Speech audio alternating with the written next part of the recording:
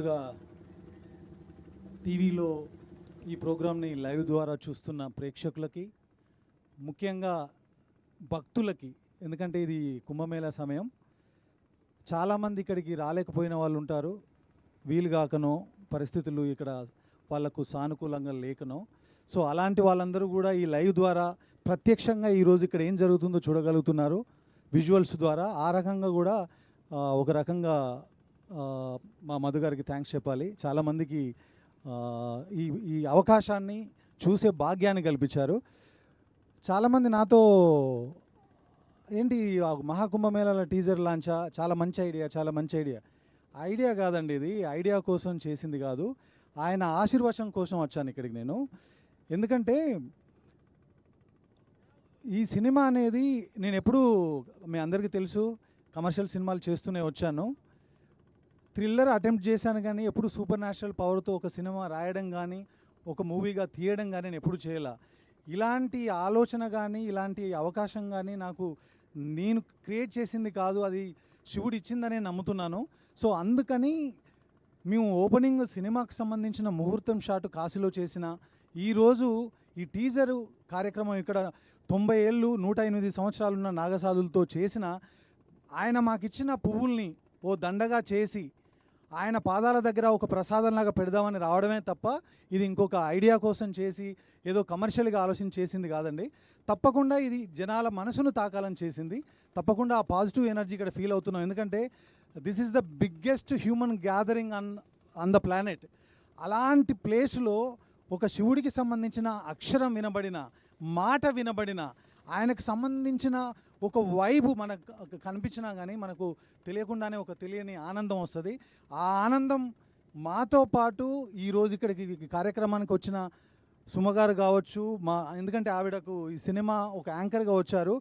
అలాంటి యాంకర్ని ఇంత దూరం తీసుకొచ్చి, మీడియా వారిని ఇంత దూరం తీసుకొచ్చి, ఇక్కడ ఉన్నటువంటి కెమెరా పర్సన్స్ని ఇంతమందిని ఇక్కడికి తీసుకొచ్చి ఇలాంటి కార్యక్రమం అనడం కూడా నాకు ఇబ్బందిగా ఉంది.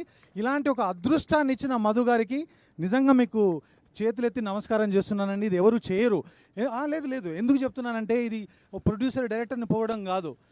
ఈయన ఇక్కడ పెట్టినటువంటి ఖర్చుతో శిల్పారామంలో 2 సార్లు ఫంక్షన్ చేయొచ్చండి. నేను చెప్తున్నాను, ఎందుకంటే ప్రొడ్యూసర్గా ఇది మీకు గౌరవం దక్కాలి, అందుకని చెప్తున్నా. అంత ఖర్చు పెట్టి ఇక్కడ ఖర్చు అనే పదం ఎందుకు వాడుతున్నానంటే ఈ రోజుల్లో చాలా కష్టం అండి. ఒక మీడియం రేంజ్ సినిమా చేసి ఆ సినిమాని రిలీజ్ చేయడమే కష్టం. అలాంటిది ఒక సినిమా టీజర్ లాంచ్కి ఇలాంటి ఒక అద్భుతమైన ఒక స్టేజ్ని ఏర్పాటు చేసి ఇలాంటి అద్భుతమైన అవకాశాన్ని మా అందరికి ఇచ్చినందుకు మీకు మరొక్కసారి ధన్యవాదాలు చెప్తున్నాను.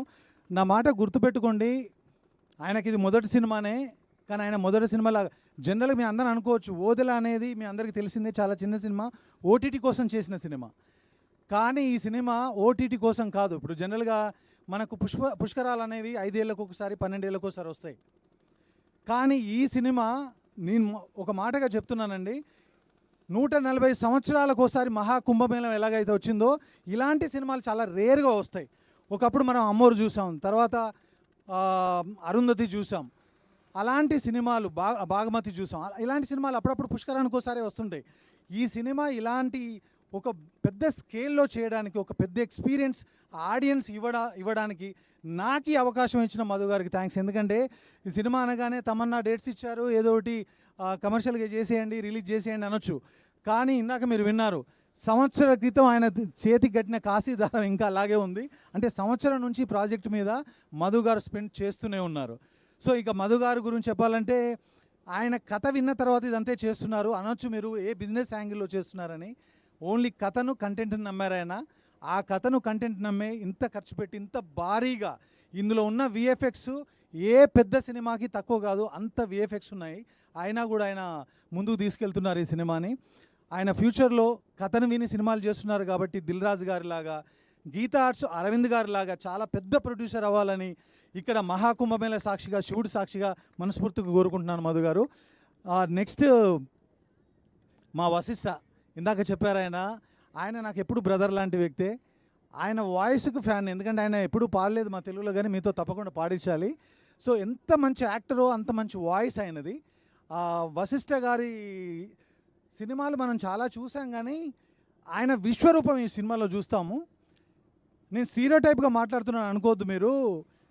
ఏ వ్యక్తి అయినా సరే మనిషి ఉండి తను ఫిజికల్గా పర్ఫామ్ చేసినప్పుడు మనకు ఆ పర్ఫార్మెన్స్ నచ్చితే అది ఓకే అండి, అందరూ చేస్తున్నారు, ఇప్పుడు అందరూ మనకు గొప్ప గొప్ప ఆర్టిస్టులు ఉన్నారు. కానీ ఒక వాయిస్తో కూడా భయపెట్టి మాడ్యులేట్ చేసి ట్రీట్ చేసి చేశారు. తప్పకుండా ఈ సినిమా మీకు ఆల్రెడీ మంచి సక్సెస్లో ఉన్నారు, ఇది పెద్ద బ్రేక్ ఇవ్వాలని కోరుకుంటున్నాను మీకు.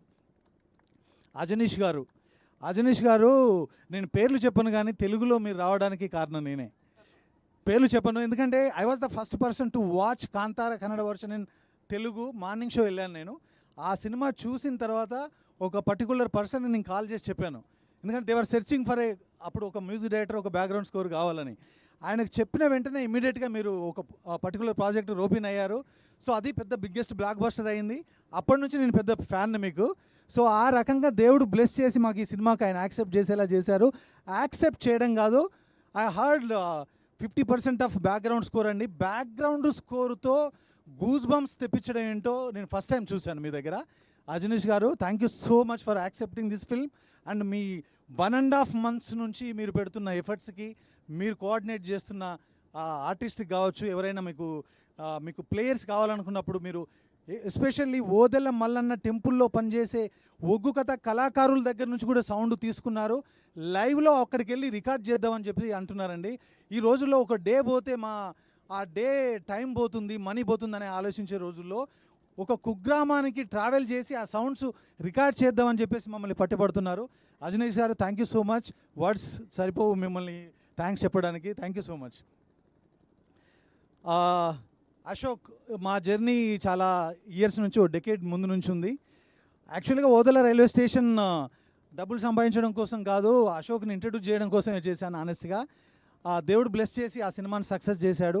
ఆ తర్వాత ఈ సినిమా చేద్దాం అనుకున్నప్పుడు అశోక్ను అనుకున్నాను, ఎందుకంటే ఓదెల ఫ్రాంచైజ్ స్టార్ట్ అవ్వడం అది ఓదెల మల్లన్న చలువే కాబట్టి. ఆ తర్వాత అతను చేసిన తర్వాత అందరు అడుగుతున్నారు, ఏంటి నువ్వు కూడా వెళ్తున్నావు అంటే, ఈ సినిమా స్కేల్ పెరిగిందండి. కంటెంట్ పరంగా, విఎఫ్ఎక్స్ పరంగా అన్ని రకాలుగా పెరిగినప్పుడు అతని ఎబిలిటీస్లో ఏదో అపనమ్మకంతో వెళ్ళింది కాదు, నేనుంటే కొంత హెల్ప్ అవుతుందని చెప్పేసి వెళ్ళి సపోర్ట్ చేయడం జరిగింది అంతే. సో తప్పకుండా నీకు మంచి జరగాలని కోరుకుంటున్నా అశోక్. ఈ సినిమా ద్వారా నీకు మరిన్ని పెద్ద సినిమాలు రావాలి. నెక్స్ట్ ఈ సినిమా విజువల్స్ గురించి మాట్లాడుతుంటే సౌందర్, మీ అందరికీ తెలిసిందే, సౌందర్ది నాది ఆల్మోస్ట్ 10 years జర్నీ. నా అన్ని సినిమాలు ప్రొడక్షన్లో చేసిన, డైరెక్షన్లో చేసిన, ఏ ఒక్క విజువల్ బాగుందన్నా అది మా ఇద్దరి కాంట్రిబ్యూషన్. అతని కాంట్రిబ్యూషన్ లేకుండా నేనేమీ చేయలేను.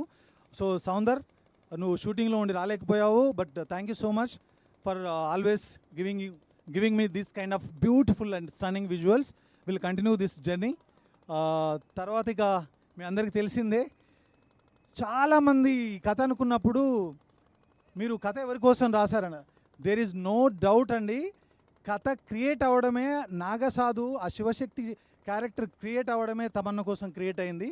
మేము ఇంకొక అమ్మాయిని అనుకోలేదు, ఇంకొక అమ్మాయికి అప్రోచ్ అవ్వలేదు. ప్రొడ్యూసర్కి తెలుసు, అశోక్కి తెలుసు. కథ అనుకున్నప్పుడు చాలామందికి ఏంటంటే, మీ సినిమాల్లో వాన పాటలు ఉన్నాయి, చూపులతో దీపాల, జ్వాలారెడ్డి ఇలాంటి పాటలు చేస్తుంది కదా, ఇది ఒక శివశక్తి. తెలంగాణలో మీ అందరికీ తెలిసిందే, శివశక్తులు అనేది ఎంత ఫేమస్, వాళ్ళు శివుడి శక్తులుగా, శివగణాలుగా ఎంత ప్రాచుర్యం పొందారో మీ అందరికీ తెలుసు. అలాంటి క్యారెక్టర్ స్క్రీన్ మీద పండించాలంటే actors need lot of experience. అలాంటి ఎక్స్పీరియన్స్ ఉందా తనకి? ఎప్పుడు కమర్షియల్ సినిమాలు చేశారు కదంటే, నాకంటే ఎక్స్పీరియన్స్ ఎవరికి ఉంటుందండి. ఆవిడ గ్రోత్ చూశాను నేను, రచ్చ సినిమా దగ్గర నుంచి ఇప్పటి వరకు తను ఏం చేయగలదో చూశాను. సో ఆ అమ్మాయి ఒక యాక్టింగ్ ఎబిలిటీస్ మీద నాకున్న నమ్మకంతో నేను కాల్ చేసి చెప్పాను, ఇలాంటి కంటెంట్ ఒకటి ఉంది అని అనగానే షీ వాజ్ రియల్లీ ఎక్సైటెడ్. ఎందుకు ఎక్సైట్ అయిందో తన మాటల్లో మీకు చెప్తుంది. ఈ సినిమా ఒప్పుకున్న దగ్గర నుంచి తను సినిమా షూటింగ్ అంటే మనం రాళ్ళల్లో, రప్పలో, ఎండలో, ఎలాంటి ప్లేసుల్లో, చాలా హార్డ్ సిచ్యువేషన్స్లో మనం పనిచేస్తాం. అలాంటి ప్లేసుల్లో కూడా 48 degrees సెంటిగ్రేడ్ టెంపరేచర్ ఉన్నప్పుడు కూడా కాళ్ళకు చెప్పులు లేకుండా తను ఈ సినిమాలో షూట్ చేసింది. అదే కాకుండా గెటప్ కోసం కావచ్చు, అలాంటి గెటప్ వేసుకొని అంత వెయిట్ క్యారీ చేస్తూ ఉండడం మామూలు విషయం కాదు. సినిమా జరిగినన్ని రోజులు కనీసం మాంసాహారం దగ్గర కూడా వెళ్ళలేదు తను. సో అంత డెడికేటెడ్గా, అంత భక్తురాలిగా క్యారెక్టర్ని ఓన్ చేసుకొని తను ఇలా చేయడం నిజంగా I'm really proud of you Tamannaah. అసలు నేను ఎక్స్పెక్ట్ చేయలేదు. సో నేనే ఓ క్రియేటరే ఎక్స్పెక్ట్ చేయనంత మెస్మరైజ్ చేసింది తను నన్ను. సో తప్పకుండా మనం అమ్మోరు సినిమా చూసినప్పుడు సౌందర్య గారిని ఎంత అడ్మైర్ చేశామో, తర్వాత అరుంధతి సినిమా చూసినప్పుడు అనుష్క గారిని ఎంత అడ్మైర్ చేశామో, రమ్యకృష్ణ గారు ఒక దేవత క్యారెక్టర్ చేస్తే ఆవిడ కళ్ళకు కానీ ఆవిడ గ్రేస్కి కానీ ఆవిడ పర్ఫార్మెన్స్కి కానీ మనం ఎంత ఇష్టపడతామో అంతే ఇష్టంగా ఈ సినిమా తర్వాత తమన్నా ప్రేక్షకుల దగ్గర అవ్వాలని, వాళ్ళ హృదయాల్ని చేరుకోవాలని మనస్ఫూర్తిగా ఆ కాశీ విశ్వనాథుని నేను కోరుకుంటున్నాను, వేడుకుంటున్నాను. అది తథ్యం తప్పకుండా జరుగుతుంది. It will definitely happen. For more videos like this, subscribe Big TV channel.